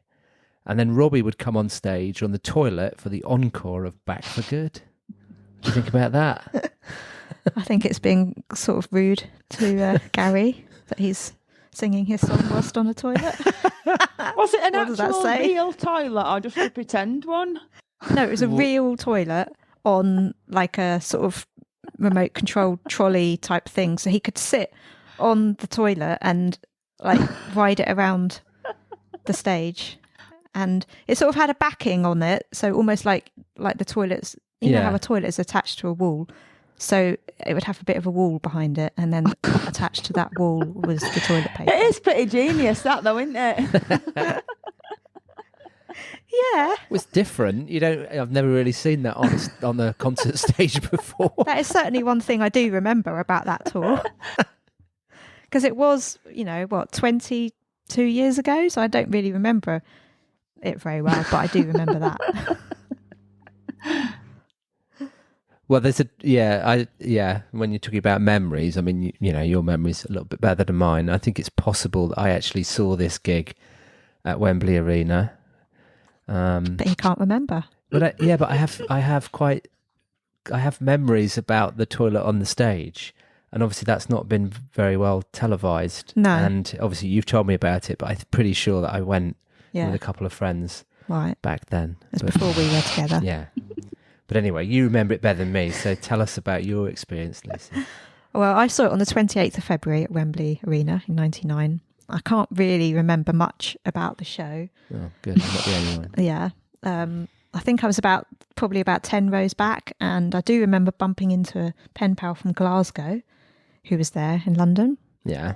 And the other thing I remember is coming out at the end and a girl saying to her friend that I didn't know, "Oh, I only came to hear him sing Angels, and he didn't even sing it." Ooh.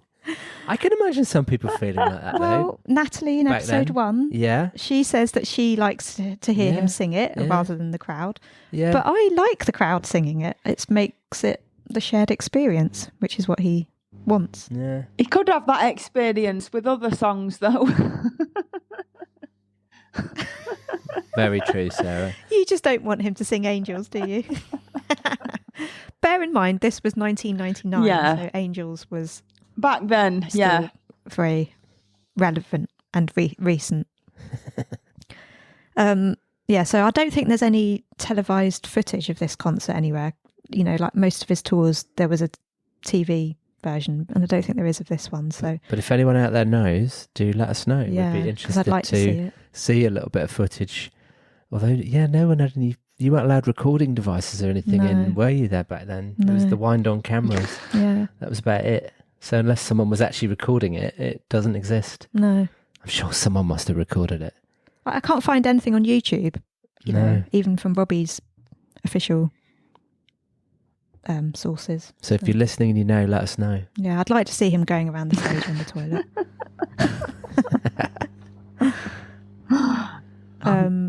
So here's a review. Seeing as I can't remember much about the concert, I can at least give you some reviews. The Guardian said, Williams may not be the greatest singer in pop, and a sighting in Brighton last week confirmed that he tells the same jokes at every show. But he's one of a kind and should be celebrated as a Brit original. He has displaced Jarvis Cocker as the nation's folk hero by proffering a set of traits rare in pop: humour, vulnerability, likeable immodesty, typical of him to title an album I've Been Expecting You, and an ability to laugh at himself. NME reviewed his Dublin Point gig, summarising, "That was one more for the Rogue, starring Robbie. Proclaims the big screen after he's flumped off, leaving Star Wars music to sound his triumph. He wins again, you see. And he'll keep on winning, because when a career is built on fallibility, how wrong can you go? He's got the softy key firmly in his pocket. Jarvis might sing of the people, but Robbie flumpeth brilliantly amongst them." Another classic NME quote. Flumped. Yeah, I know, Sarah. I'm not sure what it means either. Yeah, I don't know what they were talking about really, about the flumping. I don't really remember anybody talking about that word back then, but there we go. You know, flump. Probably means something. Times reviewer Giles Smith saw his Brighton Centre gig and said, "As a showman, Robbie follows in the grand but now sadly underpopulated tradition, someone who, with scant regard for their own dignity, mucks about for the greater good of the land. He's a showman, a flexible friend, and the best pop star we have." Oh, we agree with that one, don't we? Yeah. And Heat magazine went to the Exeter West Point concert in what Robbie himself apparently described as a cowshed. They gave it 5 stars and said, "It would be easy to dismiss the next 90 minutes as just another pop showman working a loyal crowd, except that it's much more. The relationship between Robbie and his fans is bolstered by the confessional autobiographical release of songs like No Regrets and Old Before I Die, so that the show becomes his too much too soon life told in music. It's all cranked higher by superb visuals on the giant video backdrop, by the motorised toilet, by the cute costume change from t-shirt and baggies to James Bond suit for Millennium, and by the inevitable audience sing-along on Angels. Ultimately, though, it's about Robbie Williams, cheeky beggar, and we've always been suckers for a cheeky beggar." Yep. So, yeah, unfortunately, I can't remember the concert well enough to say any more about it. But that was the one more for the Rogue tour. Yeah. Yeah.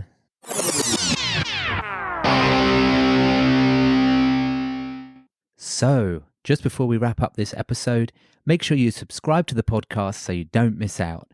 And also, Lucy and I would really appreciate it if you can leave us a star rating. You can do this on both Apple and Spotify podcasts. We would also love it if you could write us a short review. You can do this on Apple. Don't forget, you can check out our episode notes for each episode and links to all tracks and videos at robbiewilliamsrewind.com. You can also email us at email@robbiewilliamsrewind.com. Please also follow and chat on our social channels. It's at RewindRobbie on Twitter, Instagram and TikTok. And you can also like and follow our Facebook page, Robbie Williams Rewind. And before we return to this episode, you might also consider sending us one of your own Robbie stories for the show. Just record a short audio clip on your phone and email it to us. Please check the website for more details. Thank you.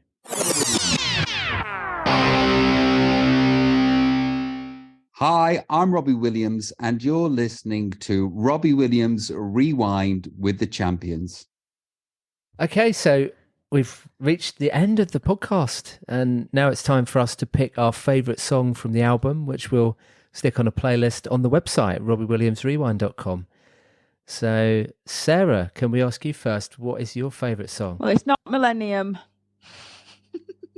No? Surprising. Phoenix from the Flames. Well, it had to be, didn't it? It Of did have course. to be. That's why we picked you for this episode. And remind us again why you like Phoenix from the Flames. I just love it. So good. It's a tune. Yeah. Yeah. And he needs to start singing it. Yeah, we'll keep that campaign going for you, Sarah.